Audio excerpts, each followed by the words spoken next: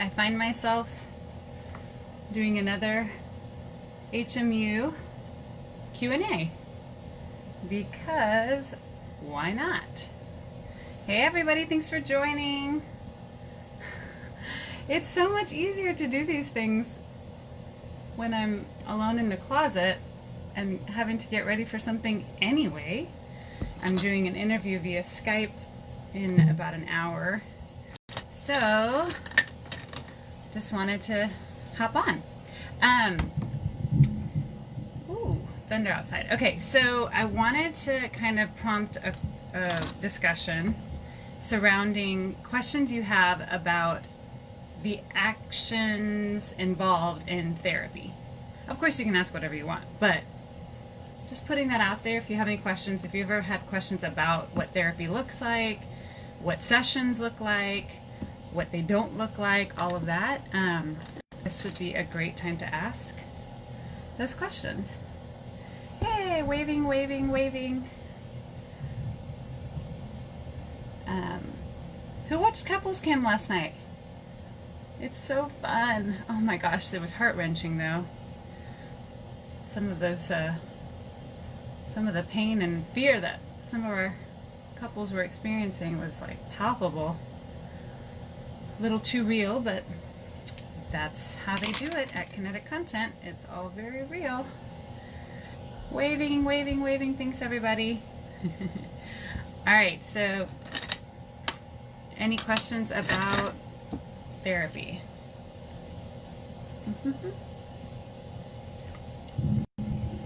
You can use the little question thing at the bottom. It's an easy way to do it. Okay, and in case anybody cares, so I just blow dried my hair, but before I did that, I used this. It's Paul Mitchell Extra Body Boost. This stuff works. Like, I have major volume just from spraying it in my roots, and then I like rub it in, and then I usually will like turn my head over and hair dry, blow dry my hair. So yeah, I look like a lion right now, but that's okay because, you know, it'll all end up being okay. Just saw the latest episode of MAFS 11. Woody and Imani are the best. Yeah, so far so good, right?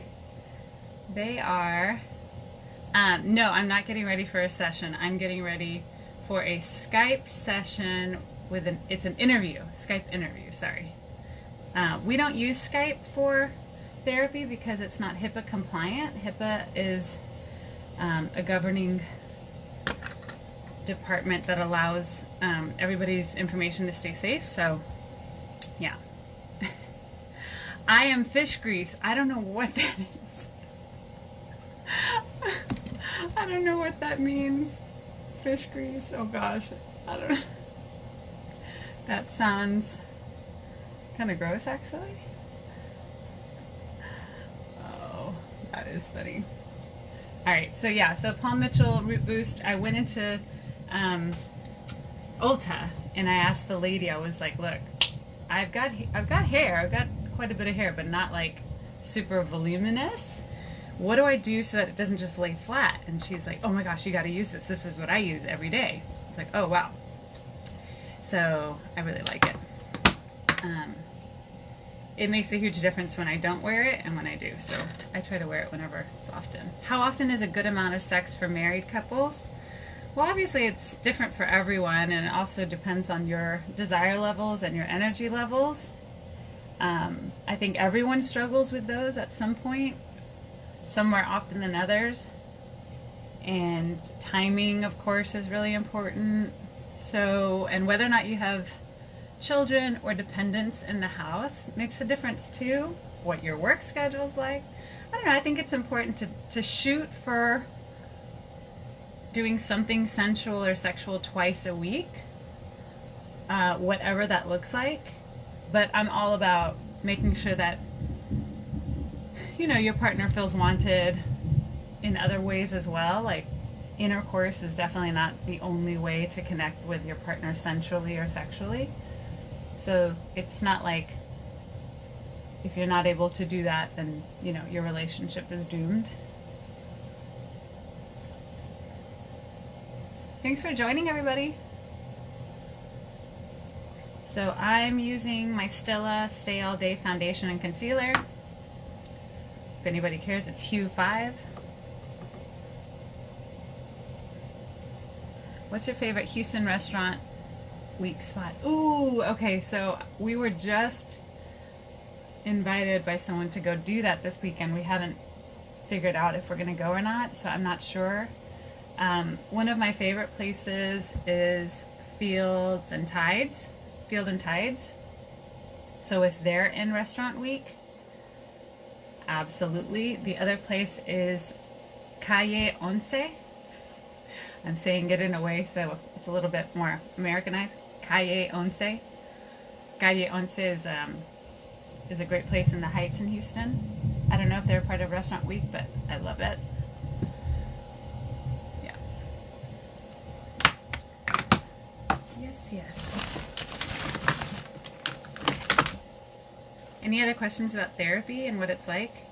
What it takes to like maybe schedule a session or, you know, do all that? I feel like Simba every time I do that. Or the Lion King. Just a little contour. Hi, thanks for all the waves, guys. So, in my private practice, it's called Houston Relationship Therapy. I have wonderful associates that I've brought on board over the years. With one of them, one or two having been there already like for over 5 or 6 years. They started off as interns and then wanted to stay, and of course I was so fortunate to keep them. Usually interns who come to my practice tend to want to stay forever, which is ideal for me because I don't want to have to be bringing on new people and training new people all the time. And we have such a great group right now. Head over to, not right now because we're on a live, but head over to HoustonRelationshipTherapy.com. We also have our Instagram page, and you'll get to know other people in the practice as well. They're amazing. There's someone for everyone. And you can request them when you go onto the website, or you can just talk to our front desk. We have Andrea and Taylor at our front desk on the phone. You can speak to them about scheduling, and they can even give you some tidbits as to like who might be better for whatever it is that you're looking for. There's some thunder happening. Oh, and I always have a fan on when I'm doing my hair and makeup because it gets hot when you're doing like with heating tools and stuff. So if you don't have one in your closet or makeup area, it's a game changer. Everything can be better. I have not had Jamaican food in a really long time, so if y'all have any Houston area Jamaican food spots, that would be great. My husband loves spicy food, so like jerk chicken would probably be on the menu. Any tips on how to get your spouse stationed overseas to get involved? Oh, I thought you were going to stop there. Any tips on how to get your spouse stationed overseas to get involved in counseling or therapy? Yeah, actually, that's a really common thing that we see is people who are not able to be in the same city. It depends on where they are, but typically countries overseas allow for us to see them cross borders. And that's something that your therapist would be able to make sure that that's the case, because we don't ever want to do anything that's unethical or illegal. But yeah, I think as far as doing that, I would say figure out timing wise, because a lot of times what happens is a time that is convenient for you may not be convenient for them. And then just set that time to where it's always like that week or every other week at that same time. That way they just block it off and it doesn't feel like such a hassle and such an intrusion. Now, of course, I would just say tell them to try once, like just one session. It doesn't have to be something that they're like, oh my gosh, we're going to be in therapy forever. No, just try one session and go from there. My ex just followed and he won't like any of my pics, but he likes and spams other photos. Why won't he like my pics? I don't know why you would care if your ex wanted to like your pics. Are you still interested in them? I would say block him if it bothers you. If you're gonna be very like consumed with whether or not he likes your pics, I would just say block him. That way you don't have to worry about it. Move on. He's an ex for a reason. What are your recommendations for making sex and relationship therapy affordable and accessible for working class Black and brown people? Look, if you have a soft spot for a certain population, there are lots of directories online for therapists who are willing to have low reduced rates, sliding scale rates. Sometimes, like for me, I will have certain cases that I will see pro bono. I can't do that obviously all the time for everyone because it's a business. This is what I do for a living. But I would say, and now more than ever, I think if that's something that you're able to do, if you're able to not have the income from your therapy practice be what keeps you in business, and you just want to do it from like a altruistic place, yes, people need you.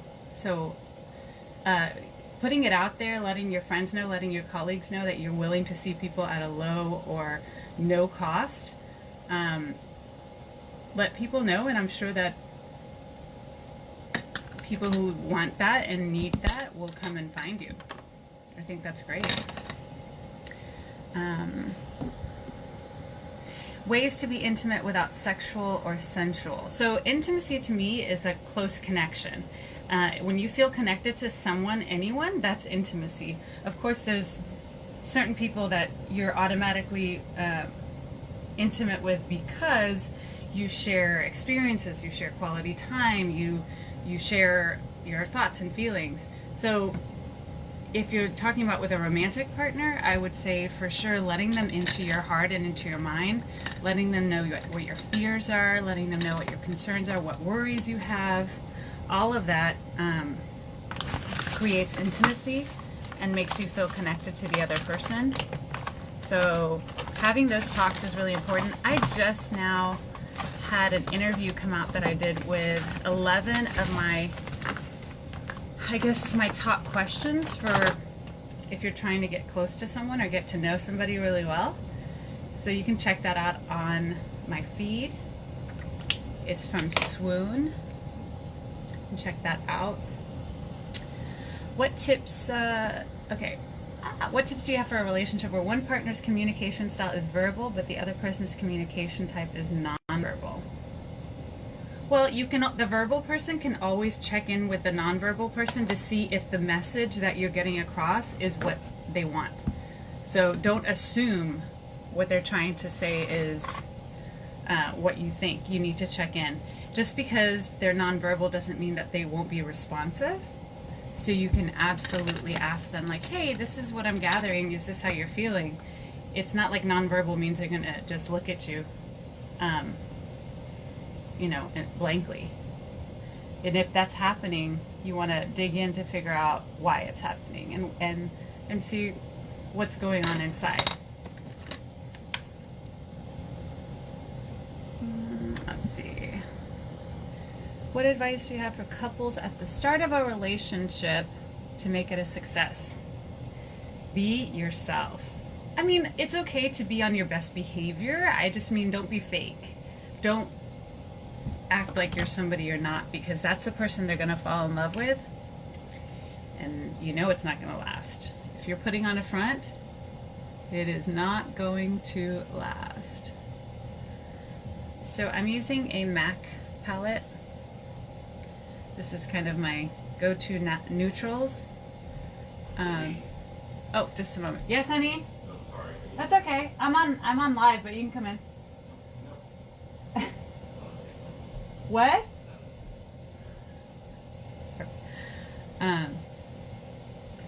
So I think I'll be replacing it soon with something coming in the mail, and then I'll share that. But this is what I have so far. Okay. I'm gonna switch over to my hair because it's gonna take a while. Okay, so as far as advice do you have for couples? Yeah, don't be fake. Obviously be conscious of the way that you express yourself and present yourself. Check in with the other person to see how they're feeling about compatibility and how it's going, of course. That's my advice there. Erase that one. Okay. Oh, this is a good question. Can you go to a marriage counselor alone, or does your spouse have to come? How do you get your spouse to come with you? So,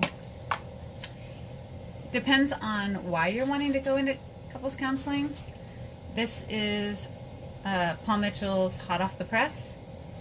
I can immediately use hot tools on my hair, and this protects it. So I think it's important to help your partner understand why you're wanting to come into counseling. If you have not discussed whatever this issue is,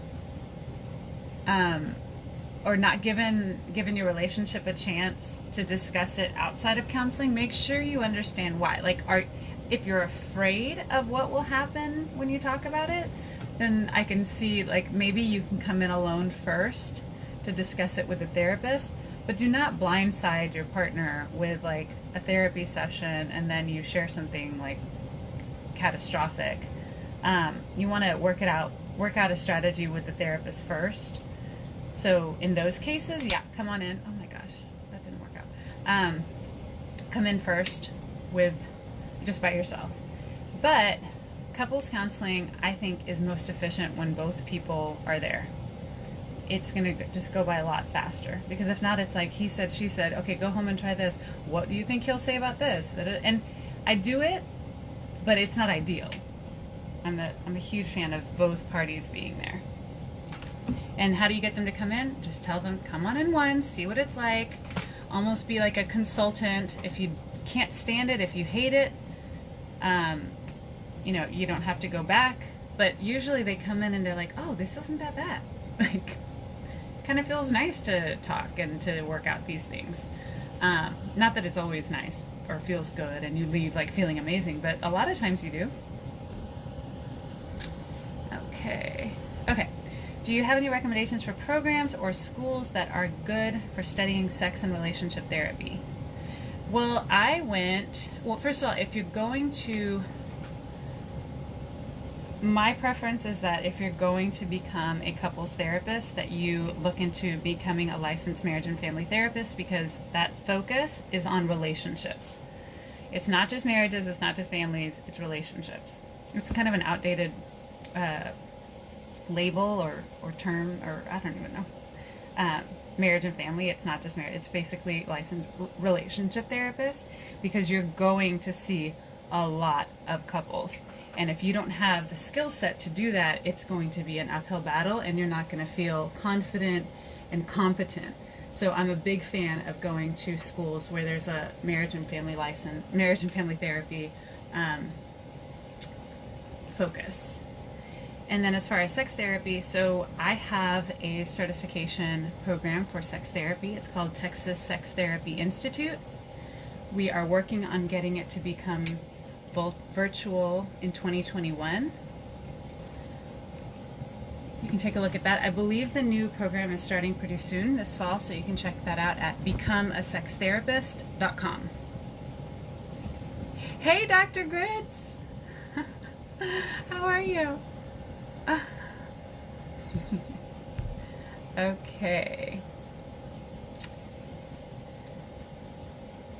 Okay, I'm not sure what this question means, so if you can, ask this question again.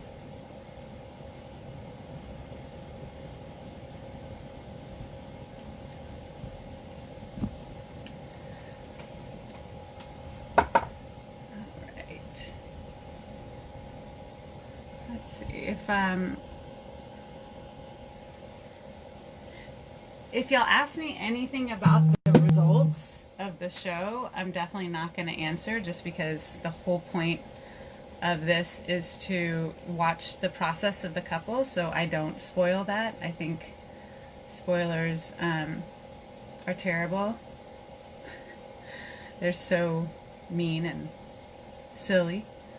And I mean, what's the point? We're going to watch anyway. We're going to enjoy the whole process anyway, so might as well be surprised by the ending.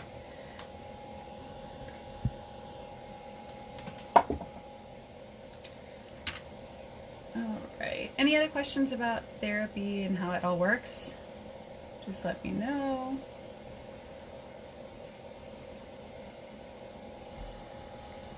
Hey Sarah. Y'all need to check out the Hey Phrase show. She is hilarious. She's irreverent, hilarious, and very good at what she does. I just love her podcast, and it's video and audio, so it's super fun. Somebody asked me a question about one of the couples, and so can't answer that. Okay. What advice do you have for a man who wants to start his own family but also help support his mom? Ooh, great question. So if he can do both, that sounds like a conversation that he should be having with his wife, and what the strategy and plan is for doing that. I think that's something that it's really nice to want to do that. It's another thing to actually be able to. So if you feel confident that you can do both, share that plan with your husband or wife before y'all start a family, because I think a lot of times people go into this like very, oh my gosh, this is going to be so taxing on our finances, which it is. So if you have a strategy, share that. And it doesn't have to be that.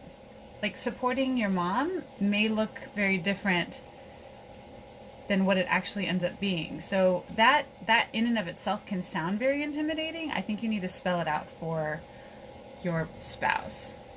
Hey, Austin, Texas. Love our brothers and sisters out west. Are all of my 11 questions appropriate to ask early on? It really just depends on where you are. I would say they all should be asked at some point fairly early on, but I'm not thinking like first date material. You'll have to use your tact to figure out exactly when to pop those questions. Okay. Let me delete that. Okay. I'm a lesbian and I met a girl who wants to date because she's not ready to be in a relationship because of her last relationship. But she's ready to be intimate. What do you say to... Okay, so she doesn't want to date you. She just wants to be intimate. Well, if that's what you want, just be safe, sane, and consensual. If it's not, don't do it. I mean, that's kind of... Just going to put it out there. Don't do anything you don't want to do. How does your relationship work when there's conflict? Is it different than when it's patience, or is it resolved the same way? Oh, it's definitely different because... when you're working with other people, you can see things from an outsider's perspective, and it's not as emotionally enmeshed when it's your own issue. So for instance, like with me, when I have a conflict, my husband and I, we tend to try to talk about things like right then and there so that it doesn't grow into something that's bigger than we can handle. That's one of the things he has said when he's asked that question about, like, how is it being married to a marriage and family therapist? And he has said the difference is that we tend to see problems from a mile away and not let them get too close. So far, so good. We've been married for over 13 years. So that's nice. Okay, in couples counseling, my spouse generally feels that he is being picked on and he needs to make more changes than me, then he shuts down. What should I do? Well, I think the therapist probably recognizes that and should shift strategy. But when that happens, if I feel like one person needs to work on a few things, maybe while we're doing couple stuff as well, then I'll see them separately so that it doesn't feel like they're in the hot seat. So I'll just see them separately and be like, hey, these are some of the individual things that you're going to be working on. it's not always like 50-50 where one person is working on something and the other person is as well. There are certain things that maybe one person really needs improvement on and the other doesn't. So, I mean, it doesn't have to be like equal. It can still be fair, but it doesn't have to be equal. And at some point, maybe it'll swap, and the other person will have to respond to the new changes and learn how to do that. So, yeah.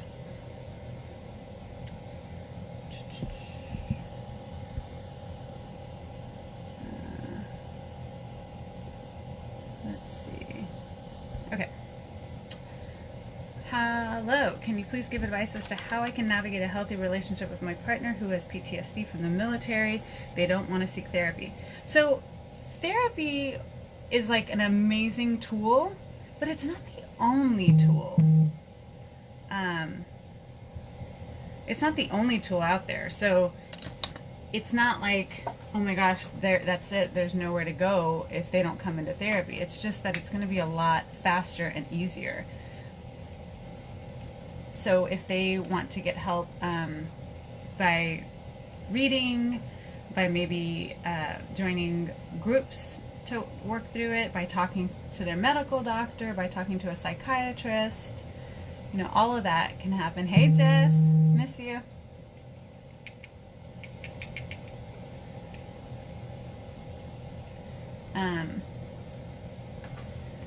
So yeah. I would say maybe try to help them to understand that they can do like a virtual session just once, just to see what it's like. Again, if you can get somebody to just go and talk, maybe even just 30 minutes, just to break the ice, they'll see it's not scary, it's not intimidating, and it's not like we're gonna crack open your head and like let everything out and then send you on your way and you're gonna be a mess. Like, no, that's not the way it works. So yeah. Okay, let's see. When people are reaching out to you for therapy, do they usually screen you or see if you have experience relating to their specific issues? Sure. Yeah, I try to put as much information about what I've worked with and do online on our website at Houston Relationship Therapy. We kind of put what we tend to work through, but there's always the possibility that you want to like really see if the issue that you have is something that any one of us can work through, and you can just call 1-800-913-9613, and that's at HoustonRelationshipTherapy.com, and our front desk can tell you, and if they don't know for whatever reason, they'll just ask me or ask one of us, depending on who it is that you want to see, if this is something that we've worked through or worked on. So yeah, you can always screen and ask. Okay. All right, so I guess you'll get to see the the end result of all of these curls, but just trying to go with like a lot of volume for this hairstyle, because on Skype, like, it's so one directional, right? So you just see somebody from the front. So you can have all sorts of stuff going on in the back and nobody will ever see it. So I try to do more like volume and fun when I'm doing something that's online. Especially if it's just through like a Skype sort of thing, where I'm not going to be looking anywhere but straight for it.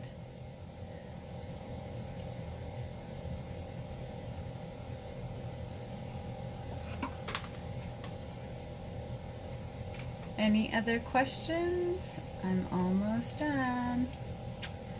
Okay. Should I be concerned if I can't tell the difference from being used to my partner versus in love with my partner? Sure, you should be concerned, because being in love with someone is something that I think happens on, like, it's a conscious choice to do that every single day. You can always tear somebody apart. You can always pick them apart. They can always do the same to you. You can always try to figure out why they're not worthy of your love and your time. But actively falling in love with them every single day and looking for the good in them and giving them the benefit of the doubt and creating positive interactions and associations with your partner is something that I think you can do and need to do daily. So if you're feeling like you're used to them, that can be comforting. Some people want to feel used to their partner and don't want to always feel like they're on edge or they're walking on eggshells because they're being judged. So I think it can be a good thing to feel like, okay, I've settled into this relationship. But that's, I think, different and separate than if you don't know if you're in love with them. So I guess that would be something to kind of work through or talk through.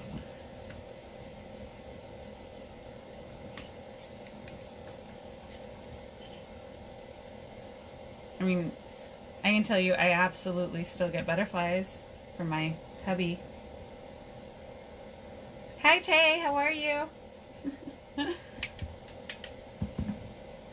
I hope you're working. I hope everybody's working on something, right? I hope nobody's struggling with finances and being furloughed and all that good stuff.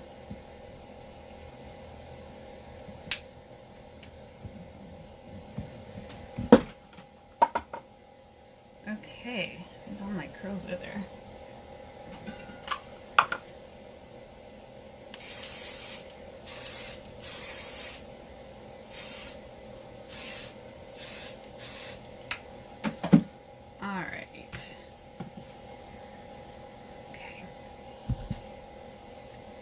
Time to do some eyes. Okay, so I'm now using the Real Her Embrace Yourself palette. I'm gonna give some bronziness to my look for some fun. Okay, what can I do to be comfortable with a new partner intimately? It's been a while for me and feeling nervous and excited. Nervous and excited is good. I would almost even just say that. Just tell your new partner, I'm feeling nervous and excited.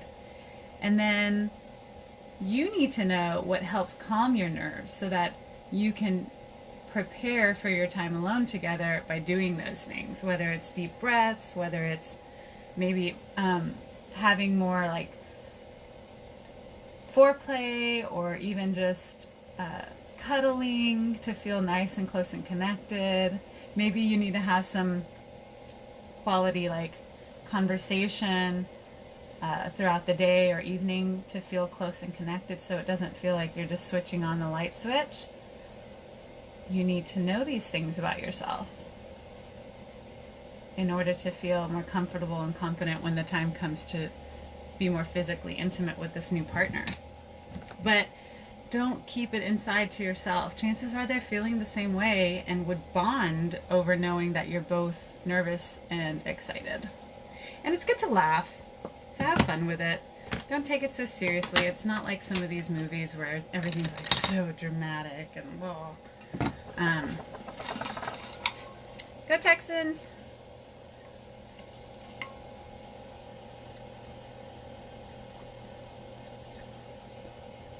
Okay, is it okay to stay away from partner's family if they have disrespected us and the relationship despite being related to him?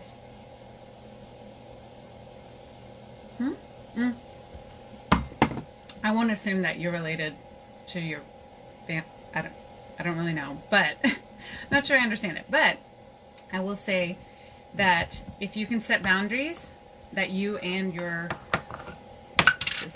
partner are on the same page about, whether it's, okay, look, if this happens, we need to just leave. If we need to try to avoid having, hours and hours, or if we need to avoid having time when everybody's drinking because things tend to get worse, then, you can come up with a plan for how to do this. For how to have good times together. I don't know that avoiding family members altogether is the right way to do things, especially if there's closeness and connection and there are some people who actually, you would benefit from being close to. So I would say come up with a strategy for hey, if things start to kind of take a turn for the worse, let's go. We're on the same page. This is our password. This is what we'll do. always have maybe an excuse to be able to leave. But I mean, it's definitely sad when people can't enjoy family time together because there's been hurtful things that have been said. So come up with a plan that works for you. Protect the relationship first and foremost.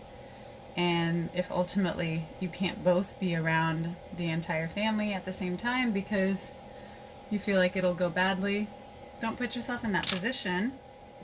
But first come up with a plan. How do you deal with in-laws that don't like you? I'm very fortunate to have amazing in-laws. Amazing. So I don't have that issue, but it's really sad when that does happen. I would try to figure out, first of all, your partner, their child needs to help you to understand what is happening, and they need to have conversations. Not necessarily with you to begin with, but they need to have conversations about, you know, what your spouse needs from them, and what behaviors they are okay with and what behaviors they're not okay with. I have no idea how long this live is, so I don't know if this is cutting off or if I'm even talking to anybody, but I'm just going to keep going because I'm not done with my makeup. Okay, time for mascara.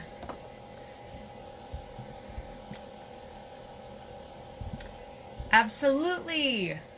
I've been doing virtual therapy for a while now. I got a special certification to do it like a year and a half ago or 2 years ago before all of this, because while I'm on